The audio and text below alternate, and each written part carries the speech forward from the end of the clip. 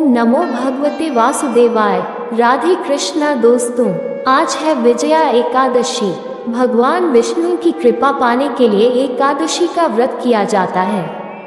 विजया एकादशी व्रत के दिन ये कथा अवश्य सुने। भगवान विष्णु की कृपा हमेशा आपके ऊपर बनी रहेगी। तो आइए जानते हैं विजया एकादशी व्रत की कथा। धर्मराज युधिष्ठिर बोले, हे जनार्दन, फाल्गुन मास के कृष्ण पक्ष की एकादशी का क्या नाम है तथा उसकी विधि क्या है? कृपा करके आप मुझे बताएं। श्री भगवान बोले, हे राजन, फाल्गुन मास के कृष्ण पक्ष की एकादशी का नाम विजया एकादशी है। इसके व्रत के प्रभाव से मनुष्य को विजय प्राप्त होती है। ये सब व्रतों से उत्तम व्रत है।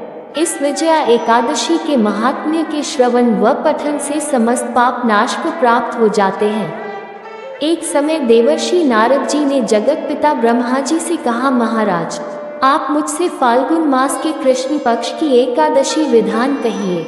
ब्रह्मा जी कहने लगे कि हे नारद, विजया एकादशी का व्रत पुराने तथा नए पापों को नाश करने वाला है। इस विजया एकादशी की विधि मैंने आज तक किसी से भी नहीं कही। ये समस्त मनुष्यों को विजय प्रदान करती है। त्रेता युग में मर्यादा पुरुषोत्तम श्री रामचंद्र जी को जब 14 वर्ष का वनवास हो गया, तब वे श्री लक्ष्मण तथा सीता जी सहित पंचवटी में निवास करने लगे। वहां पर दुष्ट रावण ने जब सीता जी का हरण किया, तब इस समाचार से श्री रामचंद्र जी तथा लक्ष्मण अत्यंत व्याकुल हुए और सीता जी की खोज में चल दिए। घूमते घूमते जब वे मरणासन जटायु के पास पहुंचे, तो जटायु उन्हें सीता जी का वृतांत सुनाकर स्वर्गलोक चला गया। कुछ आगे जाकर उनकी सुग्रीव से मित्रता हुई और बाली का वध किया। हनुमान जी ने लंका में जाकर सीता जी का पता लगाया और उनसे श्री रामचंद्र जी और सुग्रीव की मित्रता का वर्णन किया। वहां से लौटकर हनुमान जी ने भगवान राम के पास आकर सब समाचार कहे। श्री रामचंद्र जी ने वानर सेना सहित सुग्रीव की संपत्ति से लंका को प्रस्थान किया। जब श्री रामचंद्र जी समुद्र से किनारे पहुंचे, तब उन्होंने मगरमच्छ आदि से युक्त उस अगाध समुद्र को देखकर लक्ष्मण जी से कहा कि इस समुद्र को हम किस प्रकार से पार करेंगे। श्री लक्ष्मण ने कहा, हे पुराण पुरुषोत्तम, आप आदि पुरुष हैं, सब कुछ जानते हैं। यहाँ से आधा योजन दूर पर कुमारी द्वीप में वक्तलभ्य नाम के मुनि रहते हैं। उन्होंने अनेक ब्रह्मा देखे हैं। आप उनके पास जाकर इसका उपाय पूछिए। लक्ष्मण जी के इस प्रकार के वचन सुनकर श्री रामचंद्र जी वक्तलभ्य ऋषि के पास गए और उनको प्रणाम करके बैठ गए।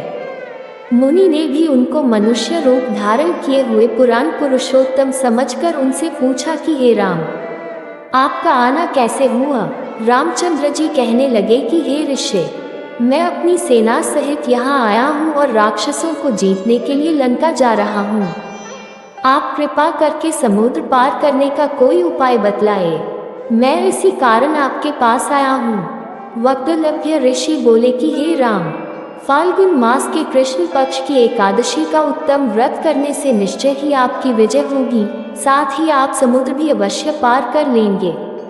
इस व्रत की विधि यह है कि दशमी के दिन स्वर्ण, चांदी, तांबा या मिट्टी का एक घड़ा बनाएं। उस घड़े को जल से भरकर तथा 5 पल्लव रख वेदिका पर स्थापित करें। उस घड़े के नीचे सतंजा और ऊपर जौ रखें। उस पर श्रीनारायण भगवान की स्वर्ण की मूर्ति स्थापित करें। एकादशी के दिन स्नानादि से निवृत्त होकर धूप, दीप, नैवेद्य, नारियल आदि से भगवान की पूजा करें।